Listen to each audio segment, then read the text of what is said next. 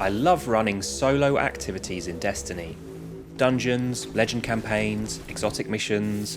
One of my favourite things in the game is theory crafting fun and diverse builds for optimal ad clear, mechanics and boss DPS. And then Lightfall came out, ruining a lot of what I used to enjoy, and I've played the game significantly less this season. Here's why. First, we need to look back to Witch Queen. The Light 3.0 updates last year were a big success, giving us access to powerful modular build crafting with our subclasses. Verbs such as Volatile, Scorch and Jolt gave the light elements access to excellent ad clear effects to rival the slow and freeze effects of Stasis. So the main difference between the subclasses came down to boss DPS.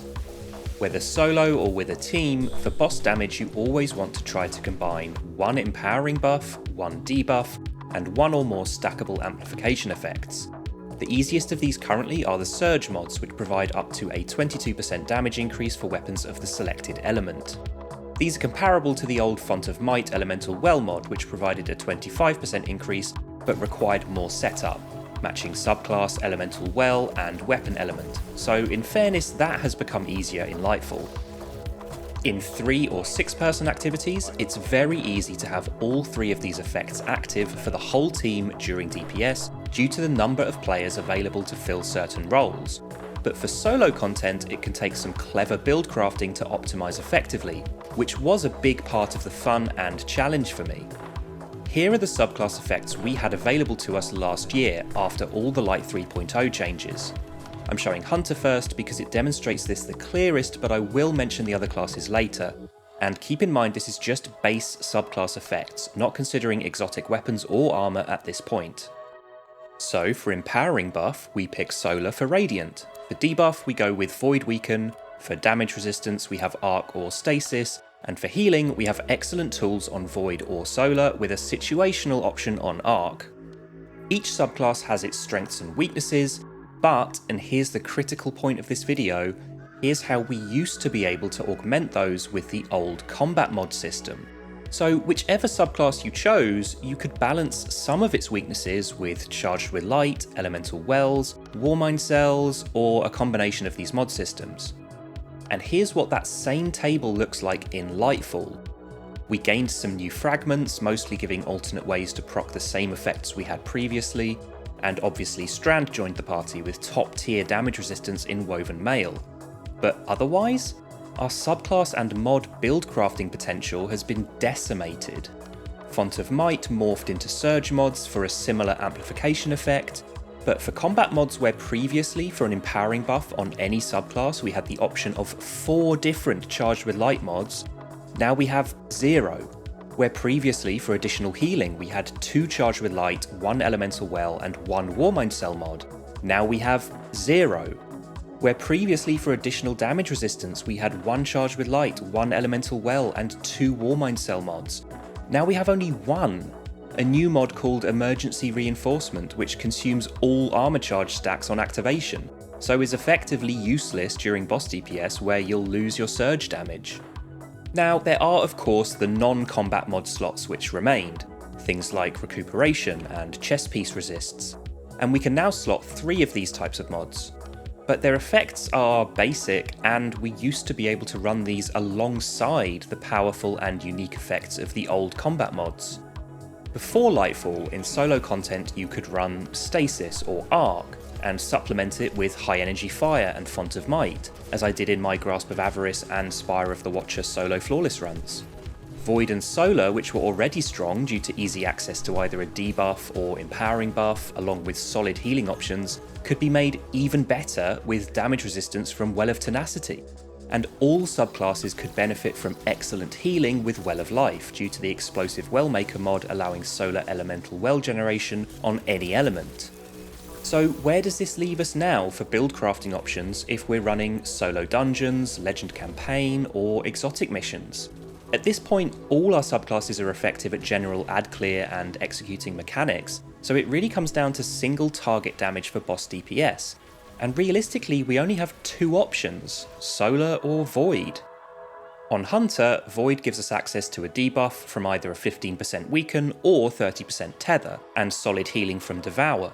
And Solar gives us access to a 25% empowering buff in Radiant, along with exceptional healing from Restoration and Cure effects.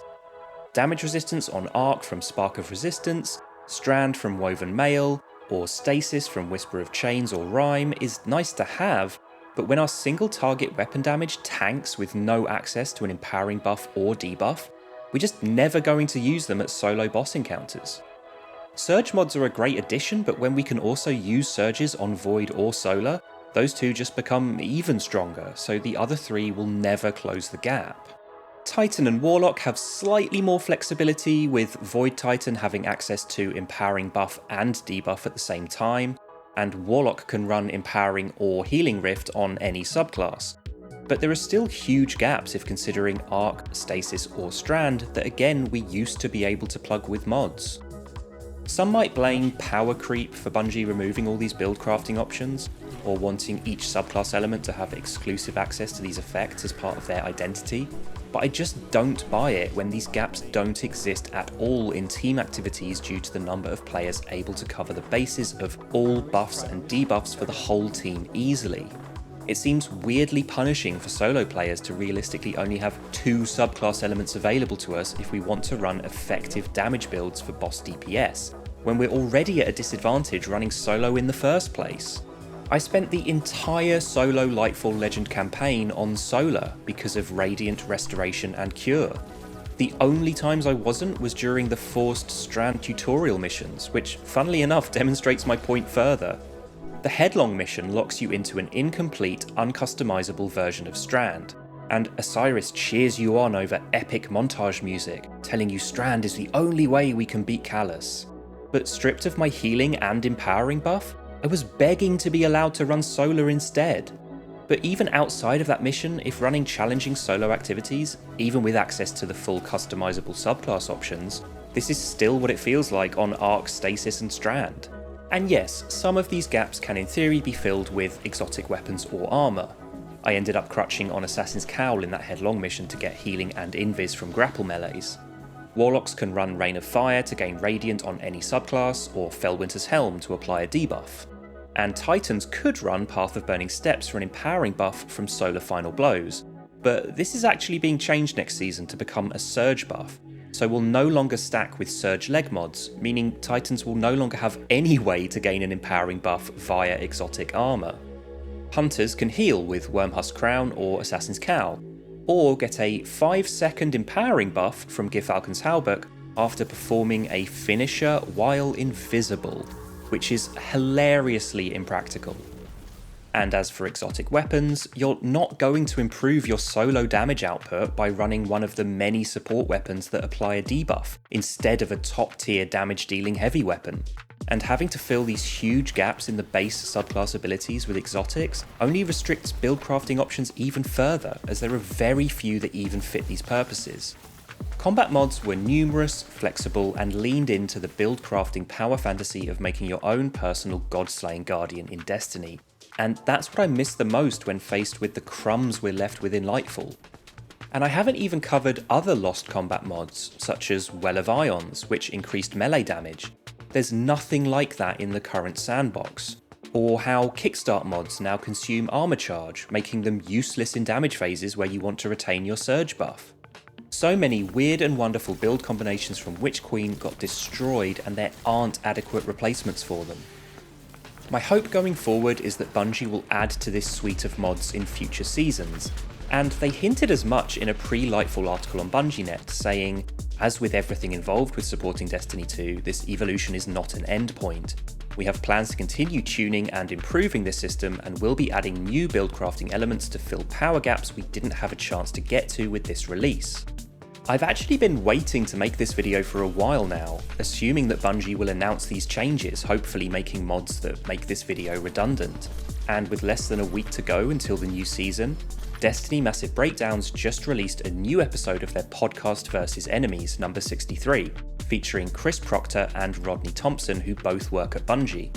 And unfortunately, they appear to confirm that we will not be getting armor mods to fill these gaps in our subclasses.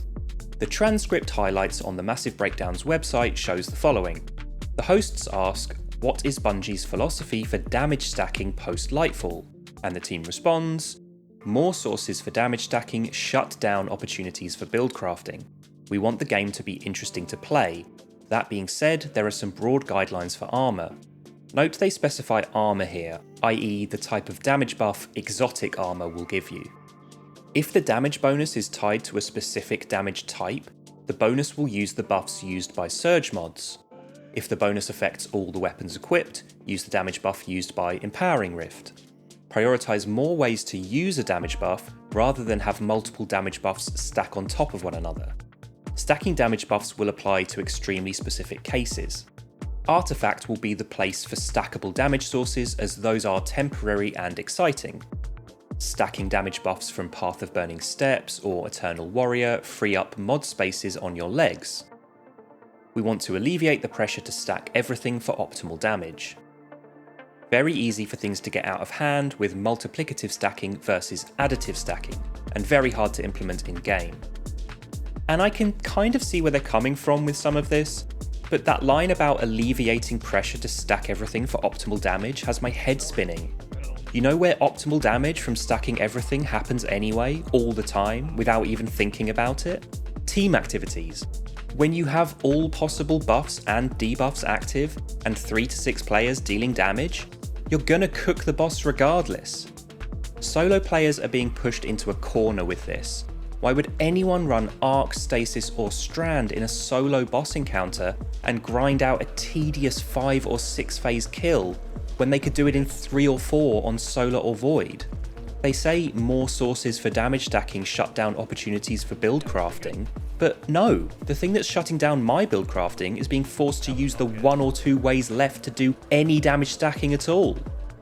Damage stacking has not been removed from the game as some overarching design philosophy, it's just been removed from solo players unless they run Solar or Void. And that limited sandbox is so boring to me that I've barely been logging in. They say the artifact will be the place for stackable damage sources, and just before I recorded this voiceover, the TWAB came out listing all the artifact mods coming in Season of the Deep. And there are no mods that provide damage stacking bonuses at all. There's a mod to gain an overshield on picking up a Void Breach, which to spawn you need to be on Void anyway, the main way you can already get an overshield.